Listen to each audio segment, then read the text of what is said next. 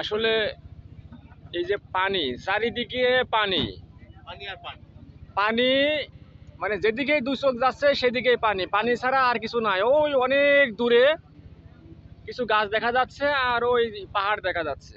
যে পানির উপরে যে আমরা এই যে ভাসমান অবস্থায় যে ভাত খেতে পাচ্ছি, এটাই মহান আল্লাহর কাছে শুকরিয়া আদায় করছি। যে পানির উপরে আমরা যে খাবার খাচ্ছি, চারিদিকে পানি, পানি ছাড়া আর কিছু নাই। তো এখানে এই যে আমার চাচারা খাচ্ছে, হ্যাঁ, চারিদিকে পানি ছাড়া কিছু নাই, কিন্তু পানির উপরে যে আমরা খাবার খাচ্ছি এটা কিন্তু বিশাল একটা ব্যাপার। যে পানির উপর রান্না করে আমরা যে খাবার, প্লেটের উপরে খাবার খাচ্ছে। না নিচে তো পানি, নিচে পানি, আপনি প্লেটে খাচ্ছেন।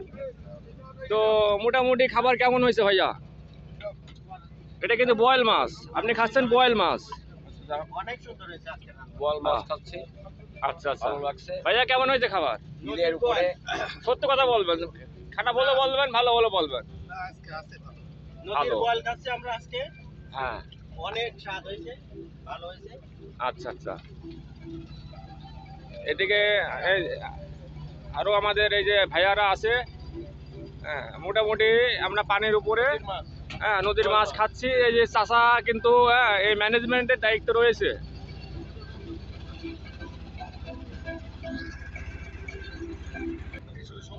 হ্যাঁ, কার কোথায় কম পড়লে যে আমাদের ওসমান ভাইয়া সে নিচে বসেছে পানির উপরে। এটা কি লঞ্চ বা বোট, তার উপরে আপনি বসেছেন। আপনি ওই টেবিলে না বসে কেন নিচে বসলেন? ছায়া আছে, খুব সুন্দর পরিবেশ। আচ্ছা আচ্ছা খাবার আচ্ছা। দাবারের স্বাদও খুব ভালো মোটামুটি।